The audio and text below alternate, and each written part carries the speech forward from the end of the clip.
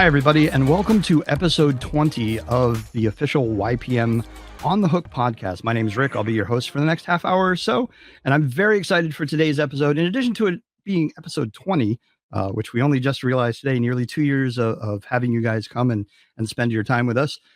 Today, we have a great guest.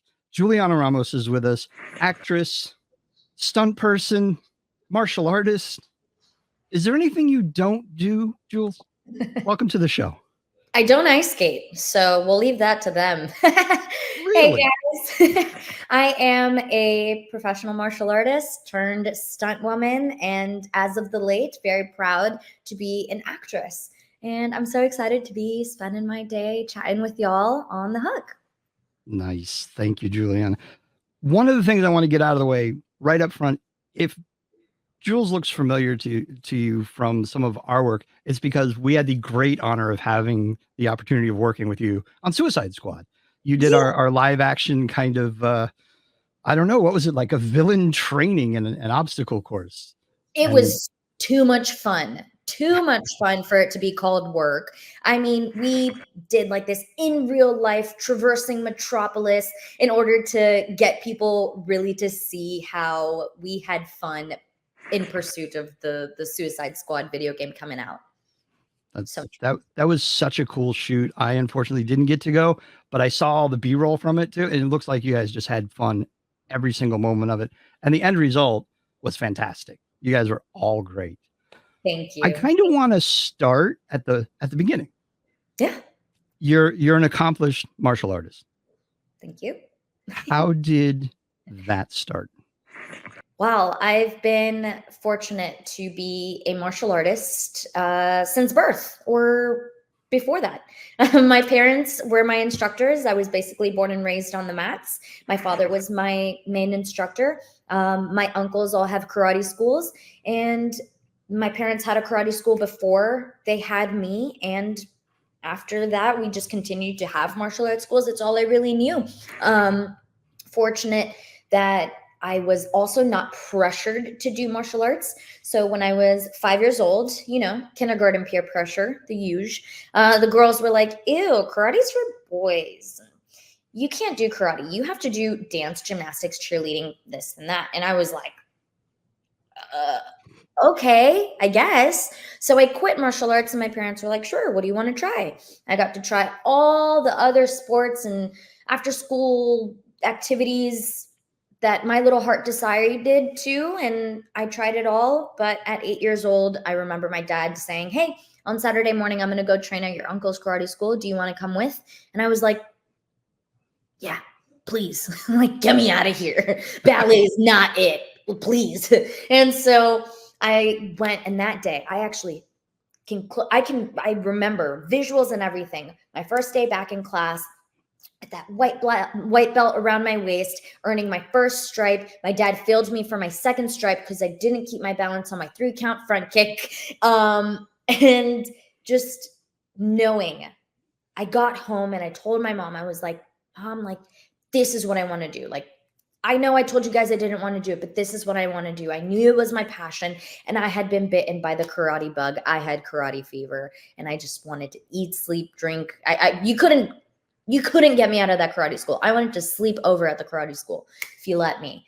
And after that, I went on to compete, started competing, fell in love with the challenge of competition, and went on to become a world champion martial artist, continued to do that until it led me to Stunts.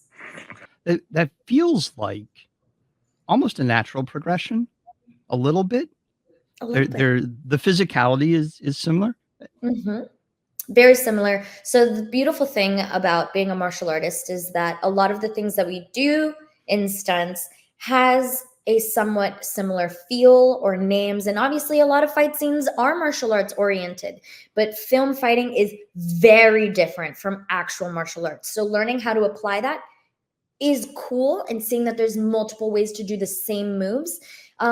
It's also a beautiful place for a martial artist to land because of the body awareness that martial arts teaches you, right? There's that body awareness where you can take a note and add that physicality and make it look like what it is that they're looking for screams. Right. So I've never done, say, Muay Thai or, this and that. But if you ask me and you tell my foot to do this and my arm to go there and my body to turn this way at this time, the body awareness that martial arts teaches you makes you successful at those notes and those things for film. So there is some sort of natural progression there, which is why I'm so passionate about giving back to the martial arts and teaching our youth that, hey, once you turn 18, it doesn't mean that your martial arts career ends. Like, there is more after this. Your skills, what you're passionate about, your time, money, and energy that you've spent all of doing martial arts has a valuable place, and it is valued in film should you choose to pursue it. So my husband and I now have a company called Stunts, where we teach martial arts children, martial artists, how to turn their martial arts for film. That's very cool. I didn't know the school aspect of it that you had started together. That's very cool. I feel like, another piece of that is I also feel like, to some degree, for my brief period that I took martial arts, it also teaches you how to fall without hurting yourself, which I would think is fundamental to stunts, right? It sure is. So in stunts, we call them recs. So you take a rec. In pro wrestling, it's called a bump. You take a bump. In martial arts, they're called break falls. They're all the same thing. It's all the same premise, learning how to disperse energy and not get hurt. You add the layer of acting, and now it looks like, oh man, that hurt. He hit the ground and they're hurt and they're out or they're knocked out. But it's just a move that we learn how to do. So yeah, that's another beautiful part of the martial arts integrating into film. So as connected as they obviously are, I want to know, what was that moment? What was the step? Where did you take that first step from martial arts into stunt work? What was that? What was your first job as a stunt person? So really neat. My husband got called to work on Cobra Kai and Ozark. So he had gotten started in it before I did. And our best friend, he was also the best man at the wedding. That's why I called him. Our best friend, he had been doing stunts in Miami, which is where I was born and raised, for 10, 12 years. So we'd seen it, we'd heard of it, and our friend circle was already kind of in it and training it. So when I was competing and I needed an extra challenge, I would go and train with stunt performers because they still do a level of martial arts, and physical stuff. It was different. So it was a challenge. And so I would go and train, and I liked it, and I would do it here and there, but I wasn't pursuing it as a career. I was very happy running martial arts schools, and I loved the stability of kind of that martial arts business industry, right? That kind of corporate feel. But one day there was a stunt coordinator down in Miami, Juan Bofil. He called our friend and he was like, hey, Jules, you guys' friend, is she interested in doing stunts? Because I'm having an all-woman stunt private workshop down in Miami. And if she came, I would love to have her. And Justin, my husband, and Chris, our best friend, sat me down and they were like, okay, you keep training stunts and people already know you. If you do this, you have to take it seriously and you have to pursue it. Or you gotta kind of choose. And so I chose to pursue it, and I chose to really put my eggs in that basket. And I stepped out of the martial arts business industry and I stepped into stunts. And after that workshop, he called me like a week later and he was like, hey, do you want to jump off a yacht in Miami? Are you available to come do that next week? And I was like, I guess, sure. Yeah, why not? Sure. So I was there and I got tafted, and that was awesome. I got to work that job with my husband. So we both got to work together on my first ever job, and we were on a boat and a yacht in Miami. Who that's a pretty cool way to start. I mean, when we jumped off boats when I was growing up in Miami, we just called it swimming. Right. Before we go too much further, I have a burning question that I know everybody is waiting for me to ask, because I've seen your reels, I've seen your clips. I know you've done this. What's it like to be on fire? Oh, it's so much fun. It's so much fun if you enjoy the challenge of zeroing in your brain, because there's obviously all of these check engine lights going Sure. off in your brain, right? So you have to hold your breath. You have to take a big deep breath before you go into your burn, because you can't really just breathe freely, right? There's Right. flames. And even though there's fire gel all on your body and your clothes and your hair, it does burn through. And you can't put that gel on the inside parts of your body, right? So you can't put that inside your eyelids, you can't put that in your eyeballs, you can't put it in, you can put it inside your nose, but it doesn't cover your lungs or the inside of your mouth.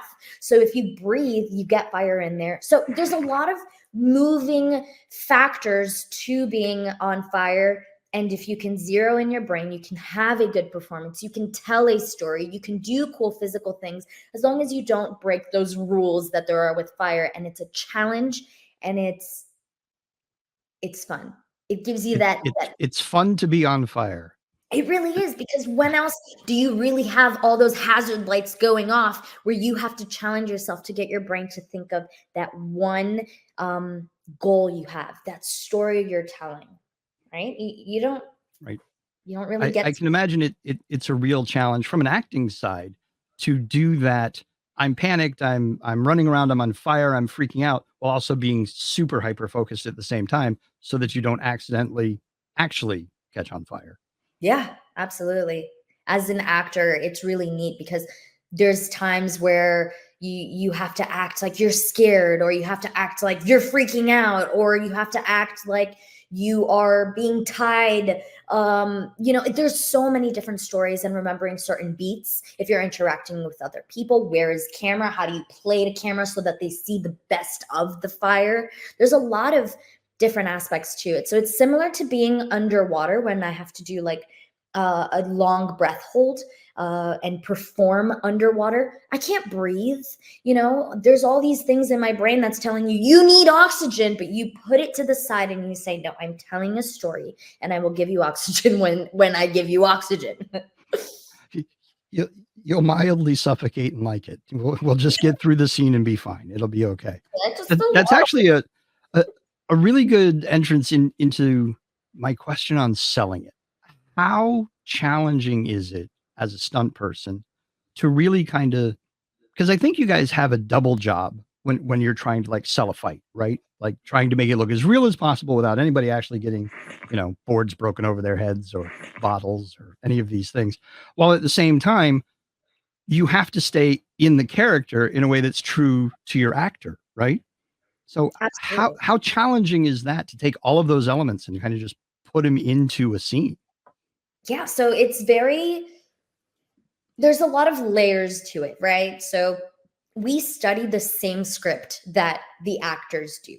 We are breaking down the same character that those actors are breaking down, and we are telling the same story. So we have to be on the same page. And sometimes we do and we don't get that good time to talk with the actor and be like, hey, what are you doing for this? So our job also includes film study. We have to study how we have to go to Video Village and spend a few hours just watching the mannerisms of how that actor is telling the story. What's happening in that scene? Is that person scared? Is that person angry? Is that person frustrated? Is that person a technical fighter? Is that person just a brawler? So you break it down.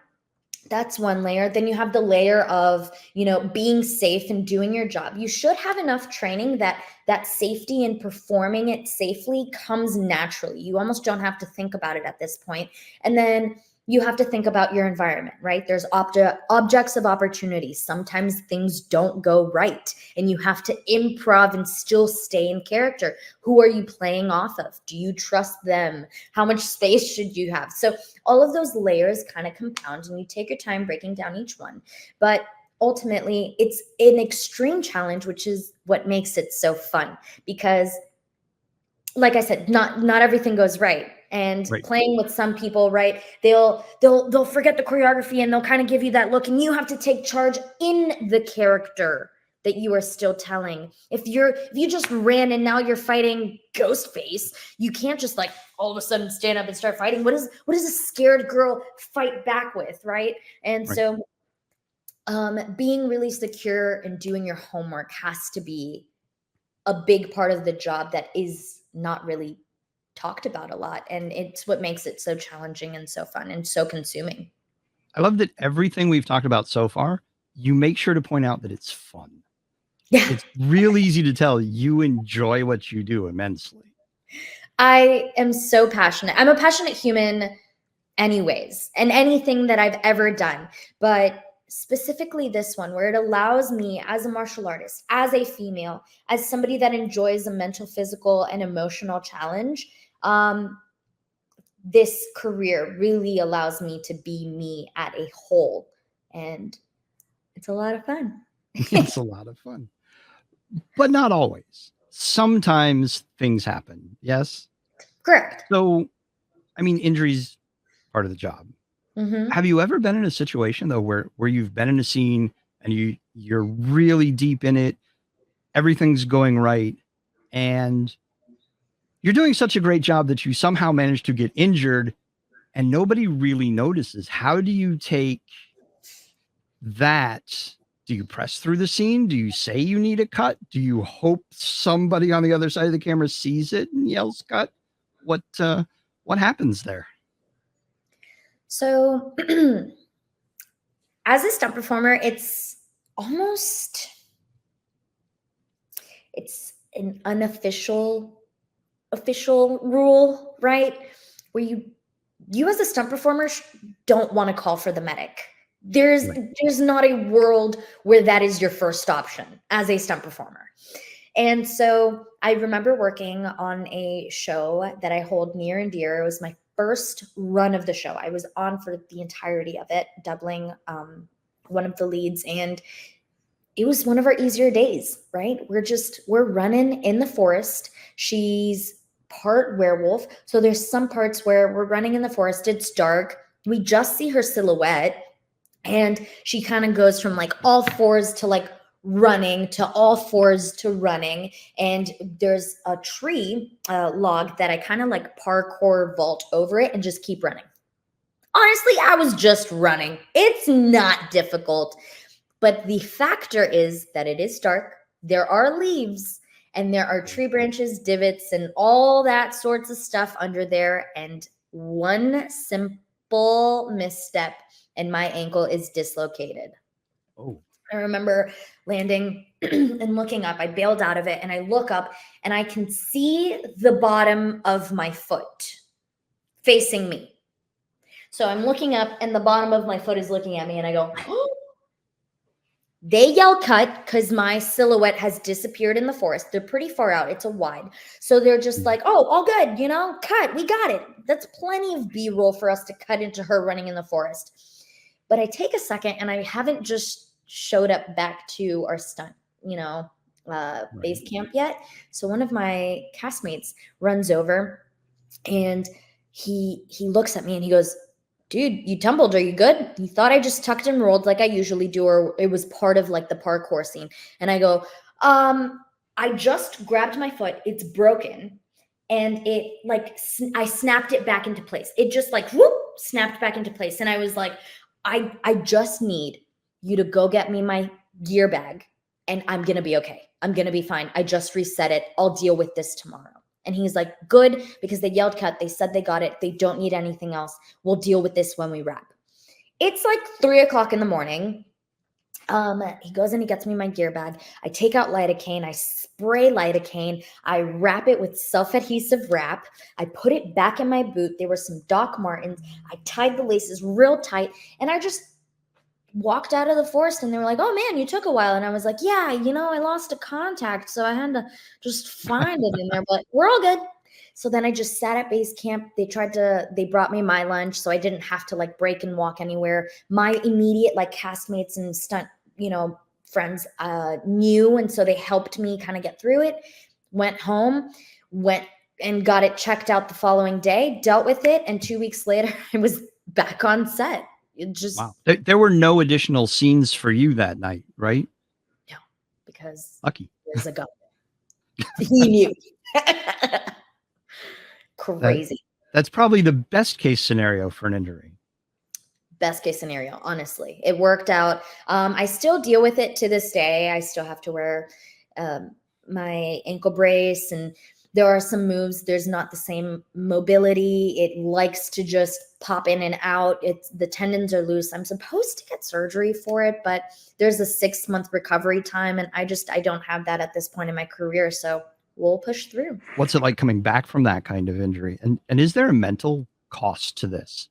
Other than, you mentioned that you're now where you can't do certain movements or turn a certain way or, Yeah. trust that ankle anymore, I guess. I think that is the biggest one. Right now, I'm super cautious of everything that I do, especially like parkour moves that require me landing on that ankle. I have to ignore the check engine lights and just be like stabilize your ankle, focus on stabilizing your ankle, and this is nothing that you can't do. And if it feels funky, I know how to bail out of it. We'll just tuck and roll, baby. No problem. So the mental part of it is hard I'm never going to be the same again.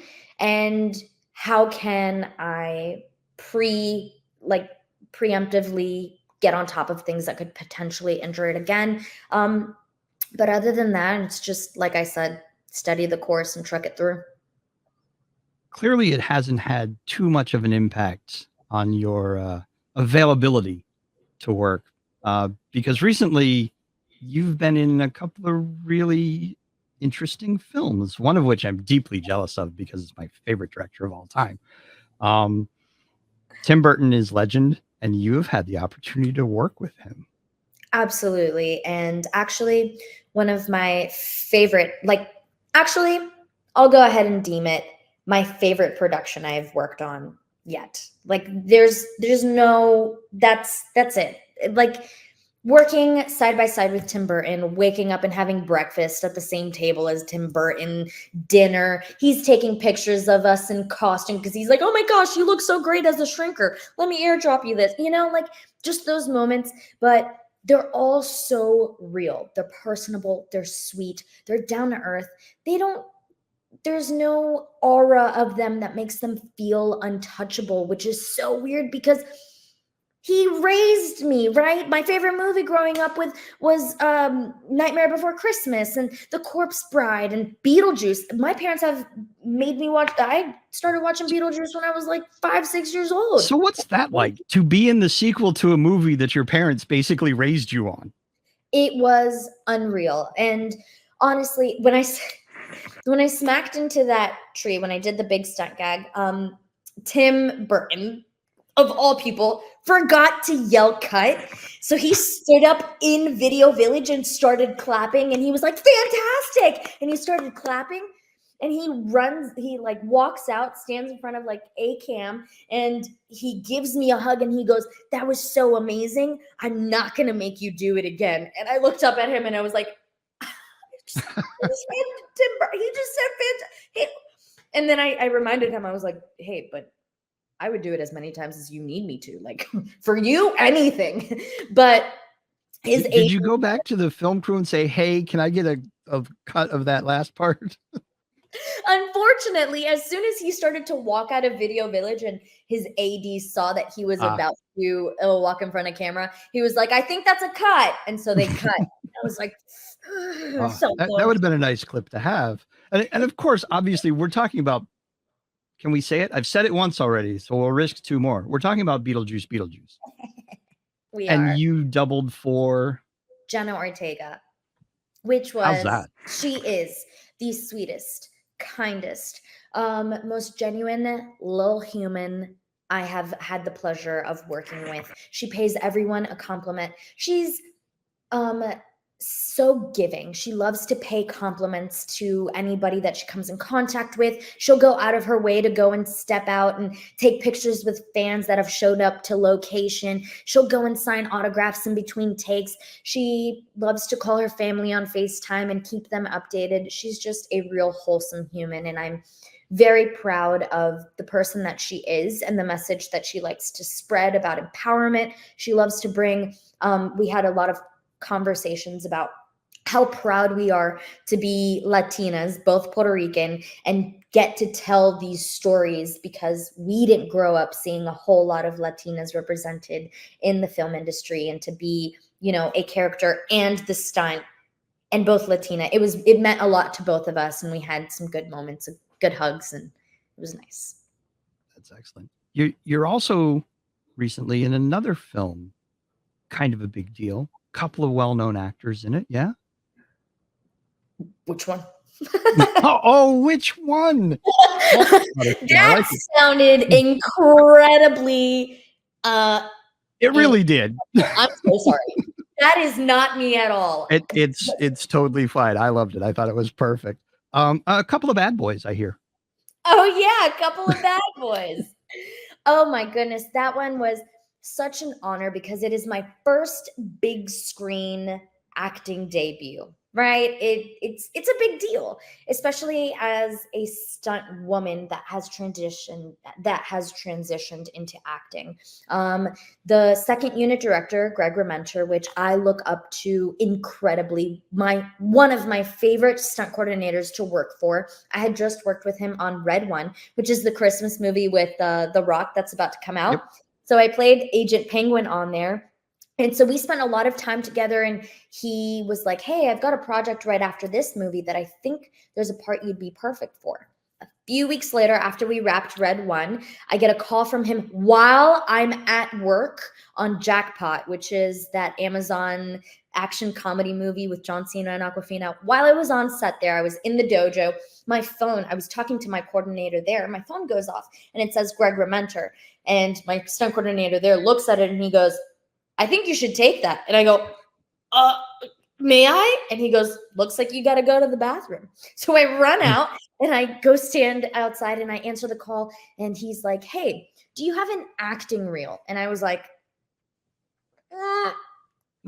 sure, but it's not anything great. What are you looking for? And he was like, I need you petrified, terrified, scared for your life, screaming, crying, all the above. And I was like, sure thing. I'm at work at the moment, but as soon as I wrap, I will self-tape for you and I will get it to you as soon as possible. And he was like, cool. I just need it before noon tomorrow, or 8 a.m. tomorrow. And I was like, okay, well, I'll make it work. I wrapped at like 1 a.m.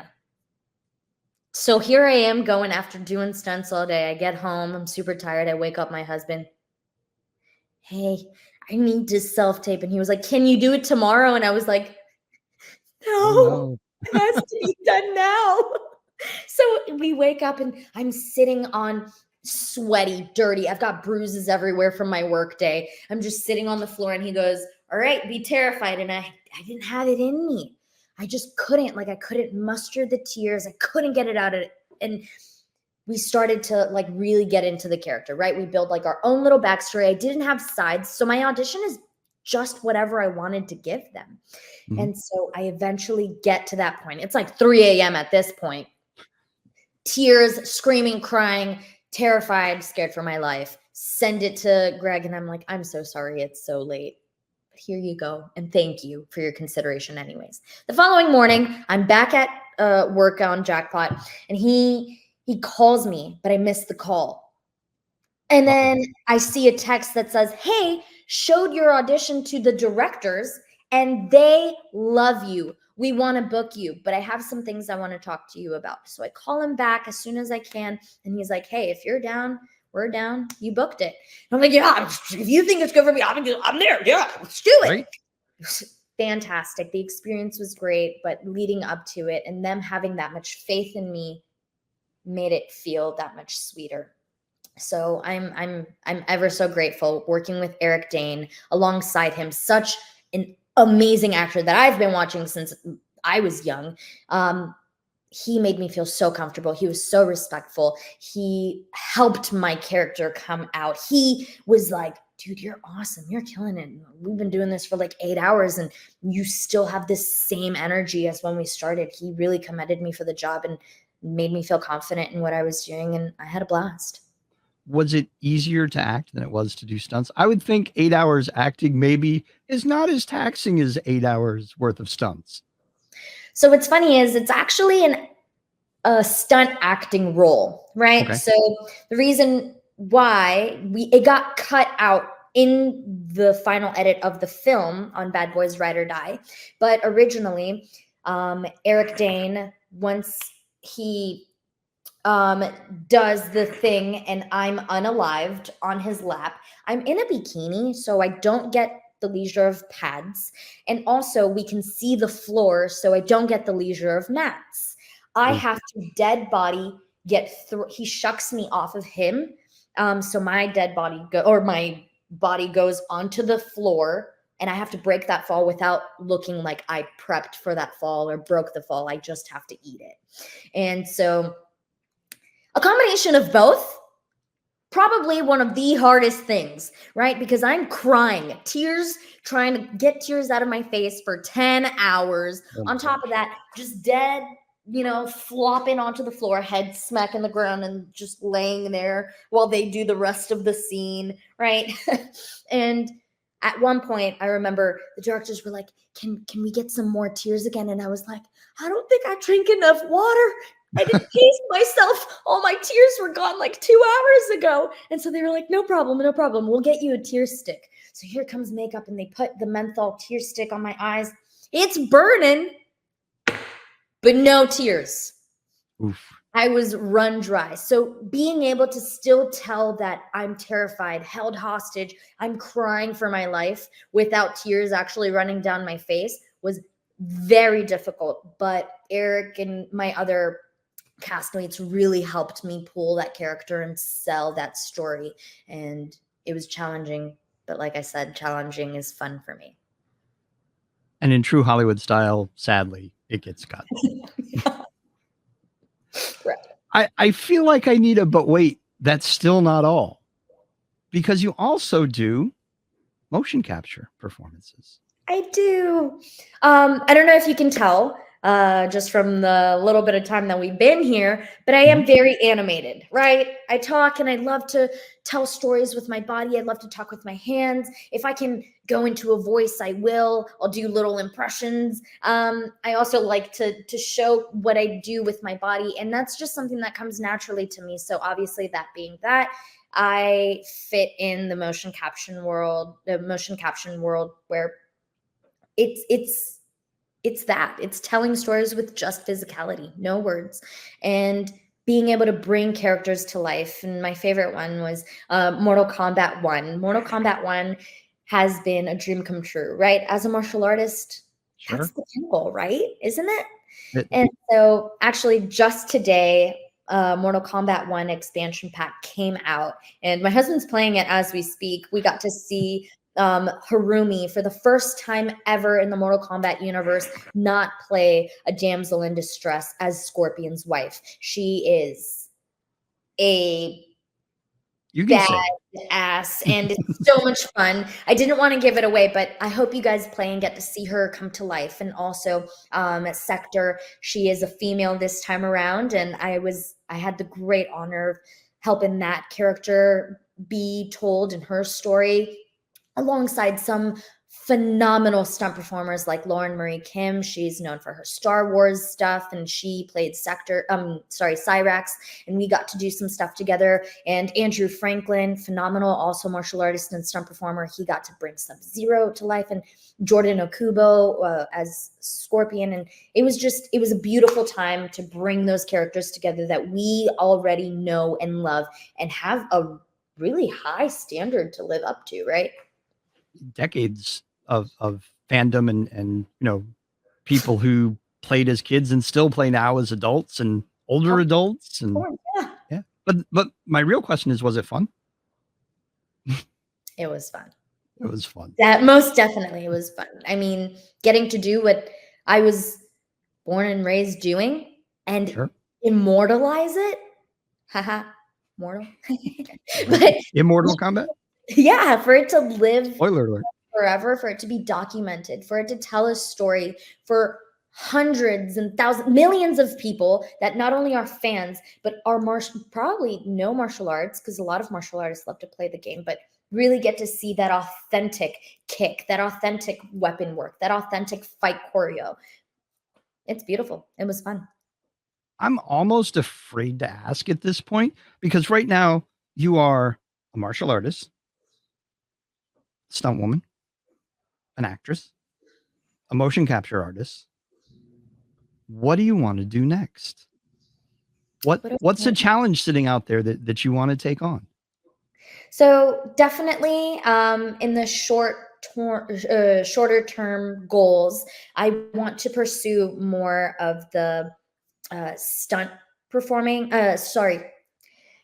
The stunt acting stuff. I've been stunt performing and now the stunt acting stuff. You heard how challenging it was to do both, and how fun that challenge was for me. I want to pursue more of those, but those jobs are few and far in between. So pursuing that.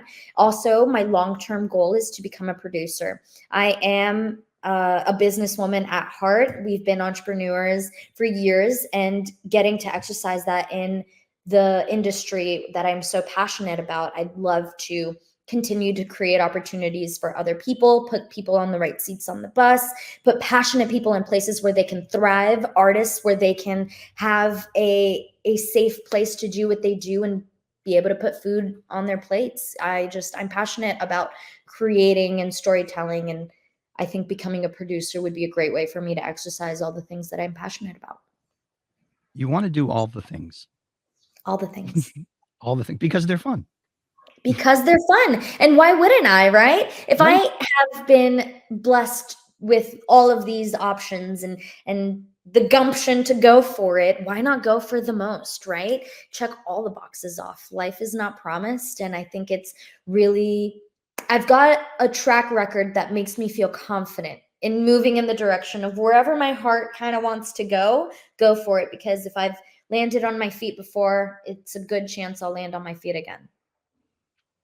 It sounds to me like everything you've pursued, you've excelled at.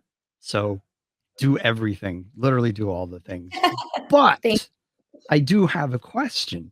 As a stunt person, is there something, is there a stunt, is there something you've always wanted to do that you haven't had the opportunity to do yet? And the flip side of that question is there something you won't do?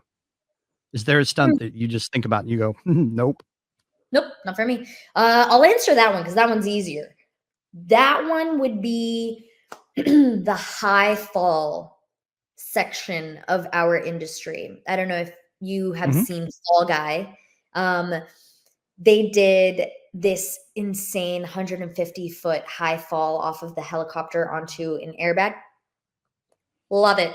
It's amazing. Love to watch it. Love to know people that do it and do it great. It's not for me. It's not for me. I'm not saying I'm scared of heights. I'll do a 20-foot, 25-foot. I mean, are those even considered high falls?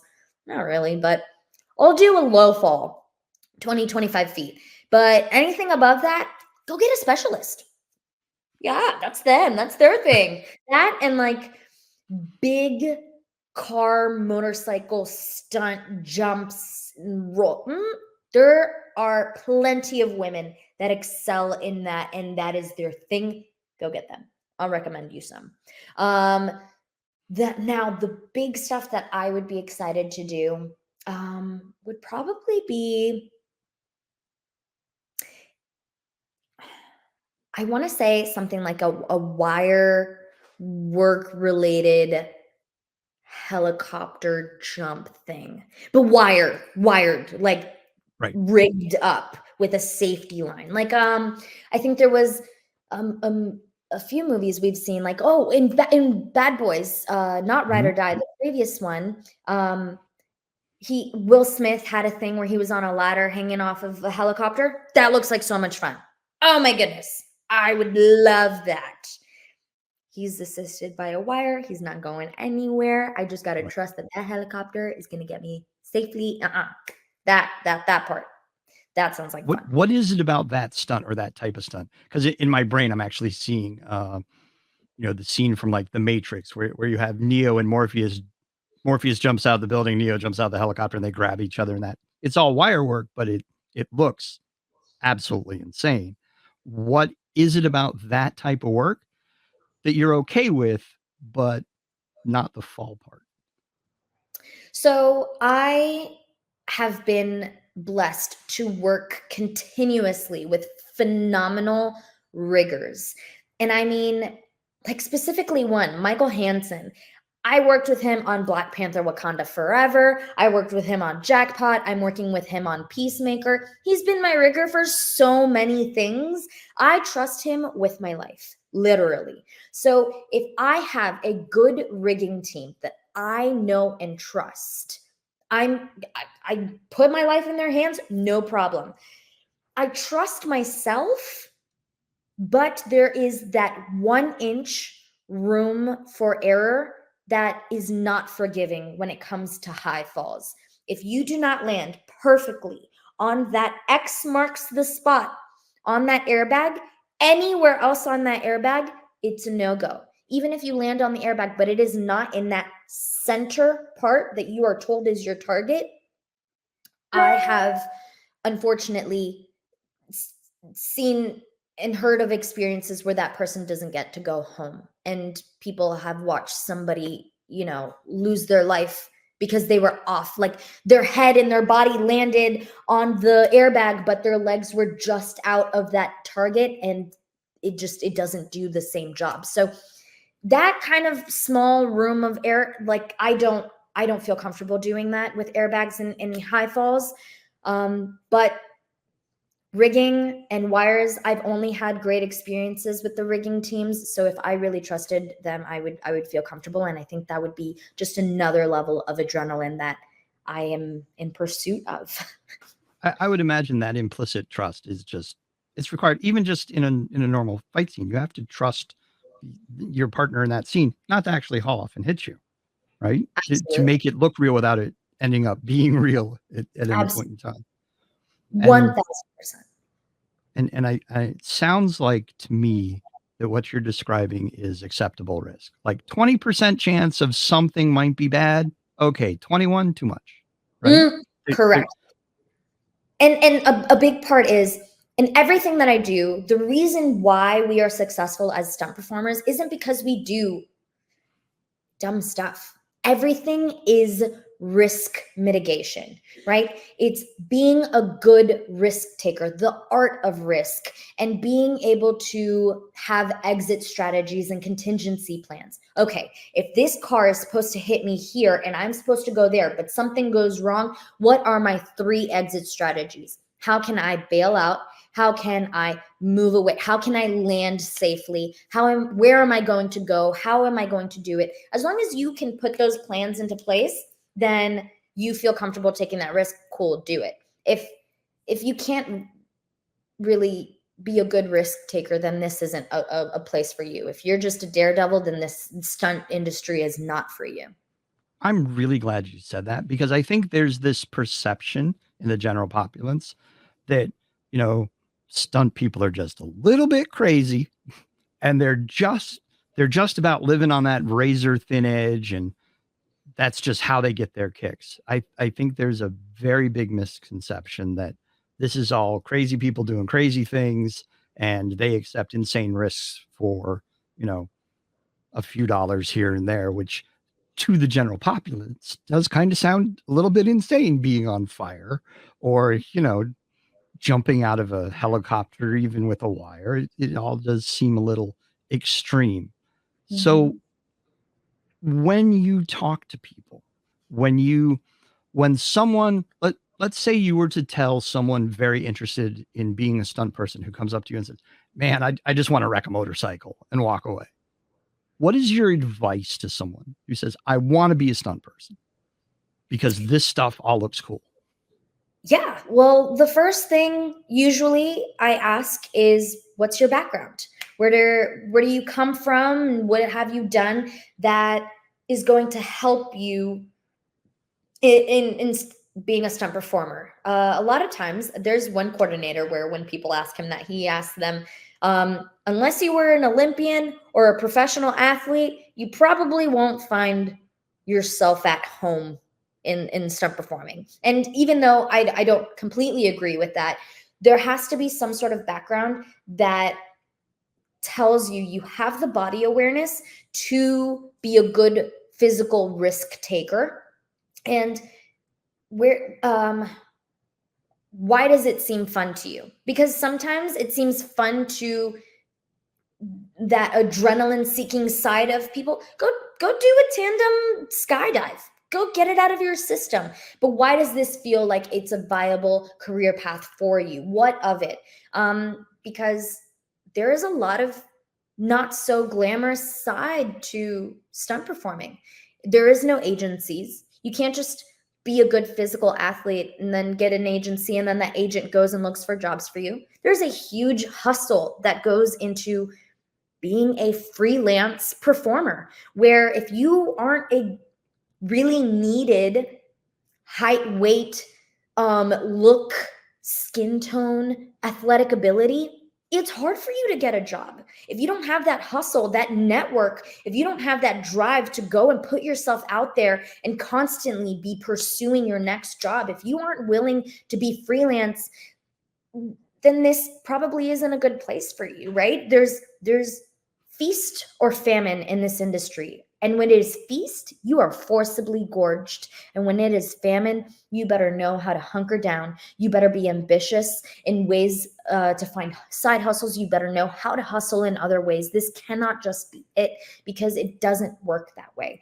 And yeah, it sounds like, oh, wow, you guys made that much money in one day at work. Yeah, but that person only worked that one job in the past 3 months. So Right. You got to make $1,500 last 3 months. That's hard, especially when you're just starting before you're established. And even then, with the strike, COVID, all that stuff, even the established people that were doubling, the superheroes that you know and love went through it. I know people that have been in this industry and successful for over 20 years that lost everything. And production still isn't what it was before. It is still hard.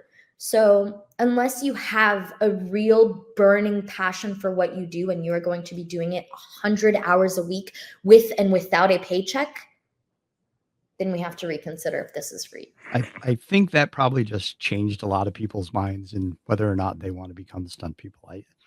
I think it's a very special mindset. It's a very special breed of human, right? That It really says is. yes to all of these things that you just listed. I mean, a little. So there is some truth to the little bit. No, we do all have our damage, but So what I'm hearing is it's probably not the fall guy. That shouldn't be your framework for I want to be a stunt person. It's not all like the fall guy. It was a great insight to it, but that won't be your first day at work. That Right. is 5, 10, 15, 20 years down the road. That might be what it looks like. And even in the fall guy, you see how hard it was on his mental to come back from a life-altering injury where he was jaded and he didn't have anything else to fall back on. He was valeting cars at a Mexican restaurant. Is that something you think about? That there's that stunt out there? Is that something that comes into your mind, or do you just kind of knock that out? No, absolutely not. That is something that you have to think about on the regular, because that is going to be a part of your risk mitigation. That is going to be a part of your risk assessment every time you say yes to a job, every time you recommend a job to somebody that is specialized, not because, hey, I might need the money, but that is not my field of specialty. And that you have to turn off those parts of your brain that make you feel comfortable. Like, oh, it feels good to take a job. And you have to turn on that part where it's like, hey, that could be your career ender. Is it worth it? Is it worth even taking that risk? Because there are people that don't go home after their job, right? So it's definitely something that we think about. It is out there, and it stops me from doing certain things. And that's part of it. It's good to have a little self-preservation and mixed in with a little bit of crazy, right? Yeah, absolutely. Jules, you have been fantastic. I could talk to you for another hour. I really appreciate you spending time with us, with all of your insights. You are a truly interesting human being, and I really appreciate your time. Tell me again about your school. If somebody's interested, if somebody's got that little bit of crazy and they want to come to you and ask. Well, we don't have a school per se. It is a private stunt workshop, boot camp kind of thing. But it is something that we are very passionate about, and sharing that curiosity. Hey, it may not be for you, but at least you gave it the good old try, right? We talk about checking off those boxes. Tomorrow isn't promised. If you have a curiosity for it, ask questions, do some research, watch some videos, learn a little bit more about those things that your heart is kind of tugging at, because it's there for a reason. And my social media is Karate.Jewels. You can find me on there. I share a lot of BTS of the things that we've done, and some things that you may not have thought about could be answered on there. Also, you can check out Marshall.Smart on Instagram. That is my business alongside my husband, Justin Ortiz. He is at the Ortiz Experience, which all of us kind of share those tidbits, and you'll learn more about action stunts and when we have workshops, if it's coming somewhere near you, and how you can get involved and maybe learn a little bit more about that little inclination your heart is telling you is there. Thank you, Jules. Appreciate it. We'll make sure to put that info up along with the show notes for this episode. Thank you again. I appreciate you. You're an amazing person. I wish you nothing but the best. And thanks, Rick. I hope your next job is just as cool as the last couple of them. I hope so too. And I hope that we get to interact again soon. Hopefully I get to come out there and do some more fun stuff like we did on Suicide Squad. You guys are a blast, and I'm just blessed to have you guys in my life. Thank you again. Look forward to it. Thank you. Thank you for listening, for spending this last 56 minutes or so with us. You can check all of our liner notes for Jules information. Also, you can go to yellowpikemedia.com if you'd like to know more about YPM and how we can help you do something cool like we did on Suicide Squad with Jules. Have a great day. Thank you. We will see you again next month.